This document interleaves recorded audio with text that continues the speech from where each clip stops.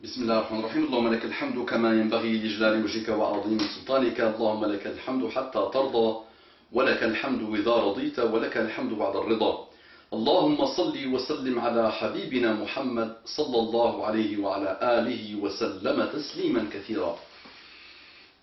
رب اشرح لي صدري ويسر لي أمري واحلل عقدة من لساني يفقه قولي. رب اشرح لي صدري ويسر لي أمري واحلل عقدة من لساني يفقه قولي. السلام عليكم ورحمة الله وبركاته.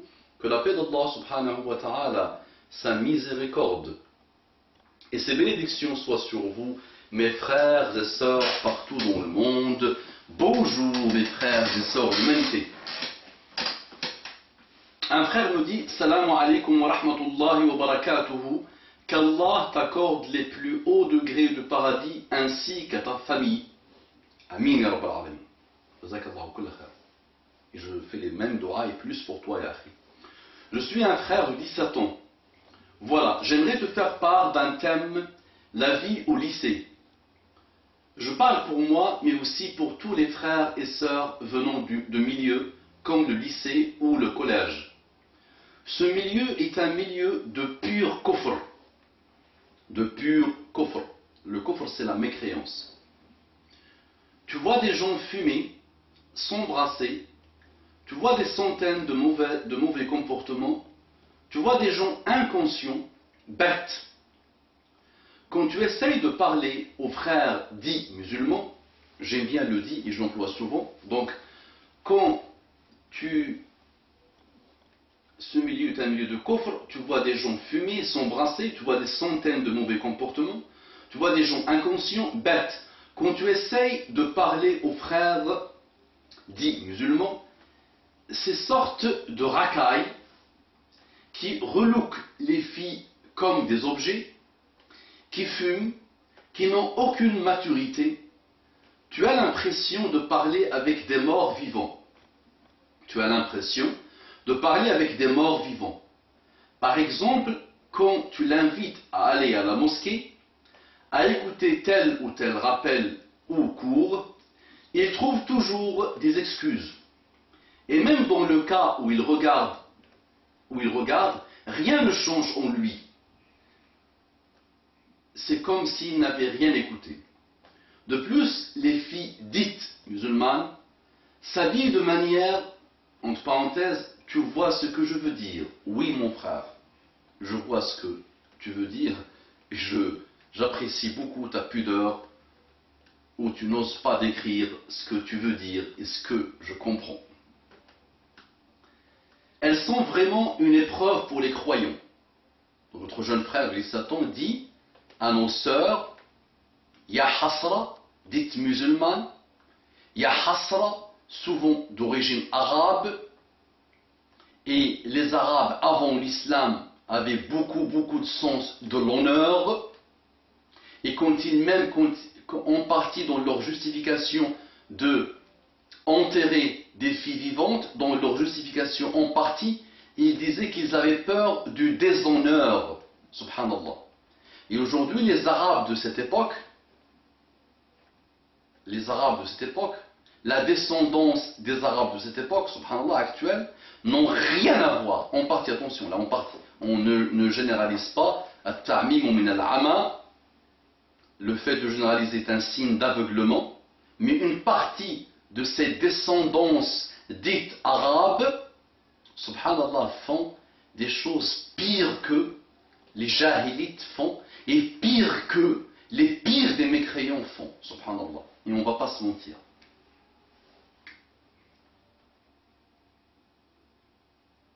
Par exemple, tu vois que ce que je veux dire, elles sont vraiment une épreuve pour les croyants.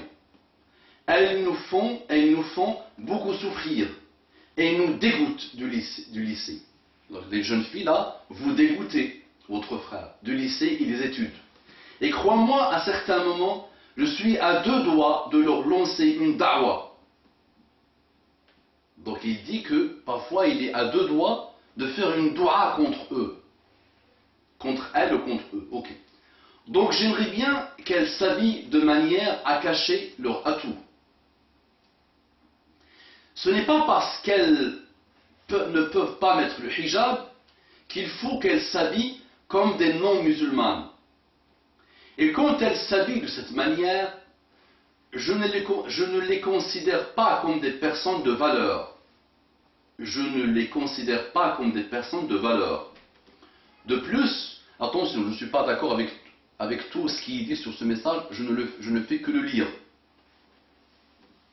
Mais malheureusement, il ne fait que décrire une situation. Après ce que lui pense, dit de ces gens-là, donc ne pas les considérer comme des gens de valeur, ça c'est très fort. Qu'Allah les guide. Ils nous font beaucoup souffrir, ils nous dégoûtent du lycée, des études, et crois-moi qu'à certains moments, je suis à deux doigts de leur lancer une da'wa, donc j'aimerais bien qu'elles s'habillent de manière à cacher leur atout. Ce n'est pas parce qu'elles ne peuvent pas mettre le hijab qu'il faut qu'elles s'habillent comme des non-musulmanes. Et quand elles s'habillent de cette manière, je ne les considère pas comme des personnes de valeur. De plus, ce milieu est extrêmement superficiel. De plus, ce milieu, donc le milieu du lycée, est extrêmement superficiel. Les filles cherchent des garçons intéressants, des bad boys, des garçons bien foutus. Les garçons cherchent des filles qui montrent bien leurs fesses et leurs seins. Les garçons cherchent des filles qui montrent bien leurs fesses et leurs seins. Ils cherchent des filles sans principe, sans pudeur. Je sais qu'il ne faut pas justifier ses péchés, mais un garçon qui ne peut ni parler, ni regarder, ni toucher, ni rester avec des filles, et qui les voit habillées d'une manière totalement dévêtue,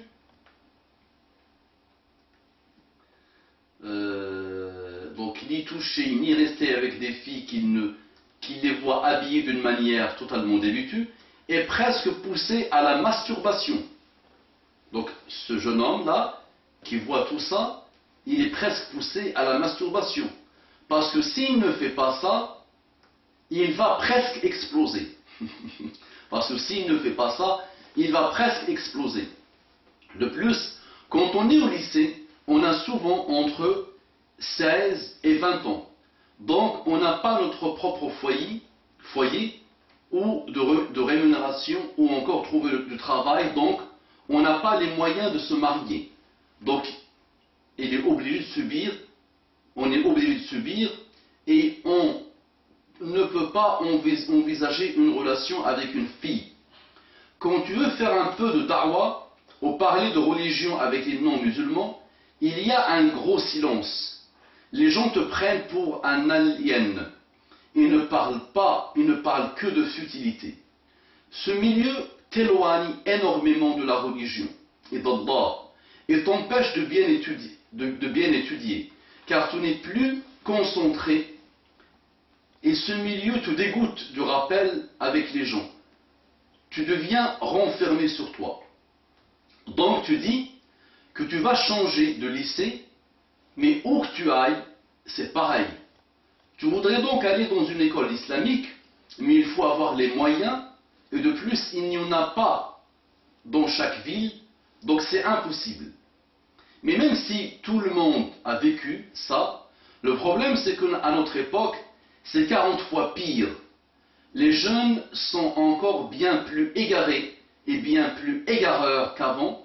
Ils n'ont plus de principe et de maturité. Je conseille aux parents qui ont les moyens d'inscrire leurs enfants dans des écoles islamiques. Moi, alhamdoulilah, ça fait longtemps que je suis dans ce milieu. Je me sens beaucoup mieux, même si au quotidien c'est difficile. Je m'en suis sorti grâce au dhikr, grâce à l'évocation d'Allah subhanahu wa ta'ala. Grâce aussi à la confiance en Allah, grâce à la prière, grâce à l'apaisement du regard, et je m'en suis sorti seulement grâce à l'aide d'Allah, parce que franchement, je n'ai pas rencontré une seule fois dans ce genre de milieu des gens vraiment musulmans ou qui ont la même manière de penser que moi. Le soir, quand je rentre chez moi et que je suis éprouvé, j'essaie de prendre refuge auprès d'Allah, d'écouter le Coran des rappels et ne pas, soi-disant, oublier les problèmes en écoutant de la musique ou en regardant des séries télévisées. Cela ne fait que nous éloigner d'Allah et de la religion. Et on n'oublie pas du tout nos problèmes. Au contraire, cela les empire. Car au fond, ils sont bien là. Voilà, je pense que beaucoup de gens se reconnaîtront dans ce message, surtout les jeunes, et qu'ils sachent qu'ils ne sont pas les seuls à vivre ça. J'espère que tu pourras me donner ton point de vue sur ce sujet et que tu pourras me conseiller. Jazakallahu khairan.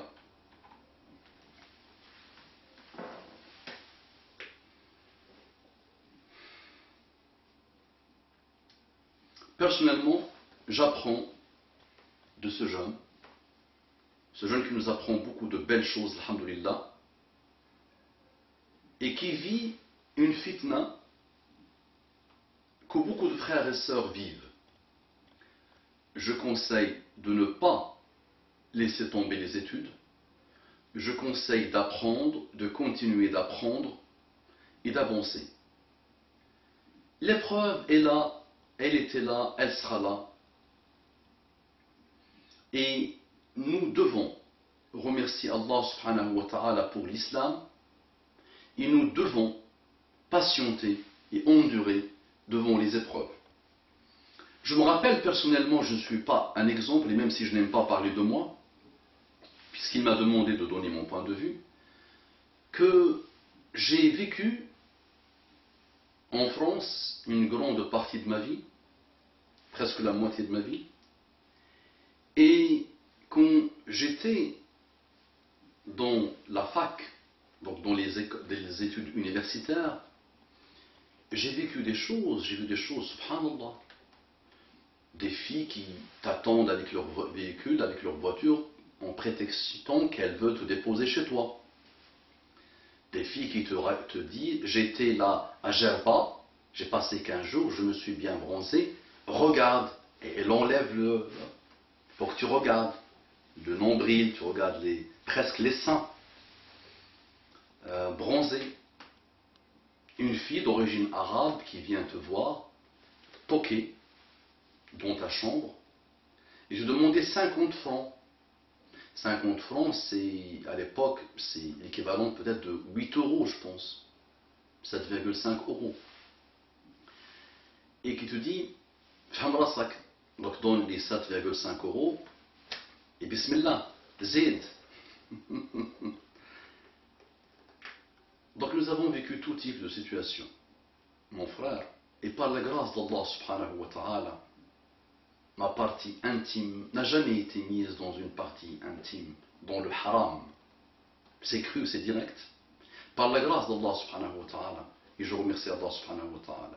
Et je peux même te dire, mon frère, que si une femme, yak, semi-nue, yak, et vient me voir en me disant, zid, et elle met 1 milliard d'euros sur elle, en me demandant de faire l'acte sexuel avec elle, je lui dirai non par la grâce d'Allah subhanahu wa ta'ala, et que ça ne m'intéresse pas, et que je considère ce qu'elle fait comme de la pourriture, et je considère son corps qu'elle aime meskina, et qu'elle pense qu'il est quelque chose avec ce corps, je le considère comme pire que la poubelle, comme pire que de la pourriture.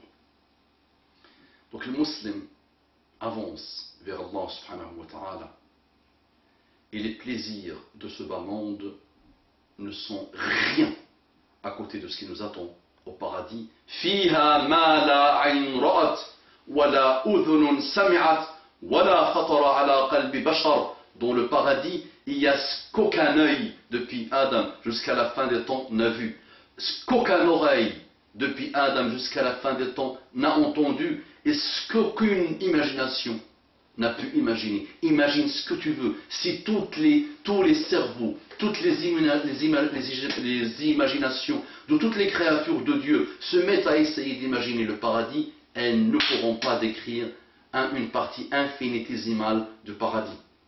Mais le paradis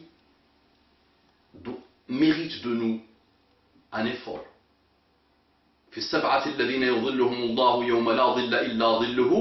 Parmi les sept qu'Allah ombrage sous son ombre, le jour où il n'y aura pas d'ombre autre que la sienne, le jour du jugement dernier, il y a rajulun da'athu mra'atun dhatu mansibin wa jamalin faqala inni akhsha Allah rabbal alamin. Un homme qu'une femme qui a la beauté et qui a le pouvoir lui réclame le sexe, vient le voir pour le sexe, lui demande de coucher avec elle, et il dit quoi? Il dit Inni akhafullah rabbal alamin, je crains le Seigneur du monde. Et il refuse en disant qu'il craint le Seigneur des mondes.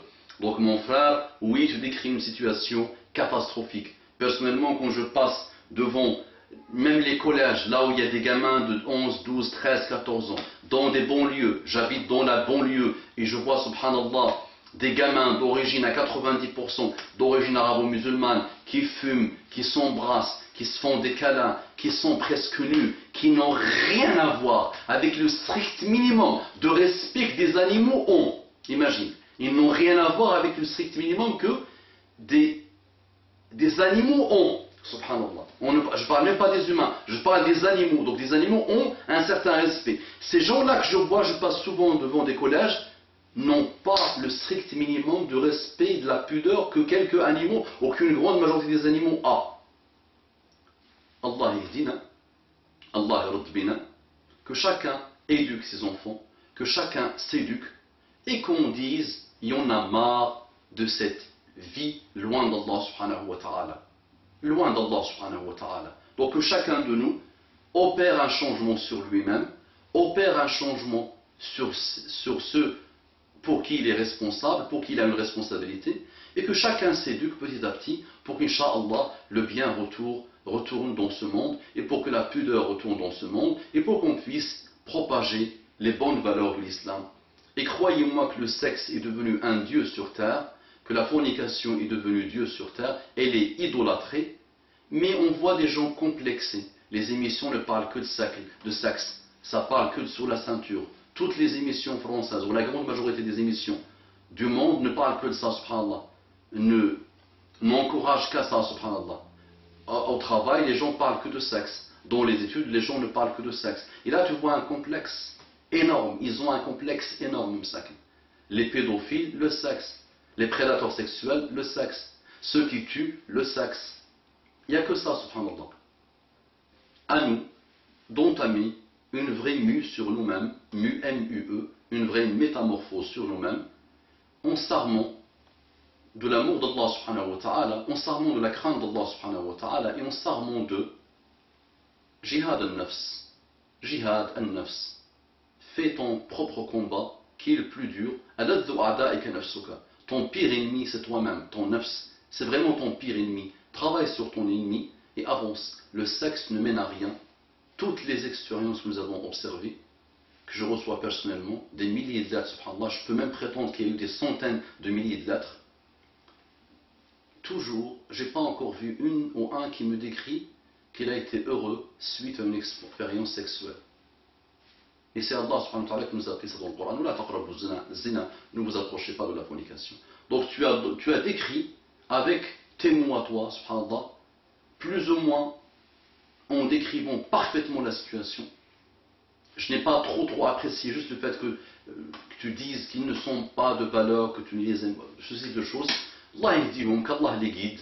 Tu sais, ils ont vécu dans des égarements familiaux sans fin, dans un système qui encourage la perversité, et qui n'ont peut-être pas encore rencontré le rappel, et qui n'ont peut-être pas ouvert leur cœur à la religion d'Allah subhanahu wa ta'ala. Donc tu te déploies, et je me déploie, et X se déploie, pour qu'Allah guide nos frères et sœurs, qu'Allah les guide, il ne faut pas les mépriser, il faut demander à Allah subhanahu wa ta'ala de les guider, et de se déployer corps et âme, cœur, corps et âme, cœur, corps et âme, se déployer comme ça, Inch'Allah, avec tout ce que tu peux, avec tous tes moyens, pour qu'Allah guide tes frères et sœurs. اللهم ارضنا وارض عنا اللهم اقبلنا وتقبل منا اللهم اعف عنا وعافنا. Osez propager cette vidéo. Wassalamu alaikum wa rahmatullahi wa barakatuh. Wa sallallahu wa sallim wa zdu barak ala sayyidina Muhammadin wa ala alihi at-tayyibin at-tahirin. Allah yajzikum bi khair. Aidez-moi dans la propagation des rappels. Jazakumullahu khairan.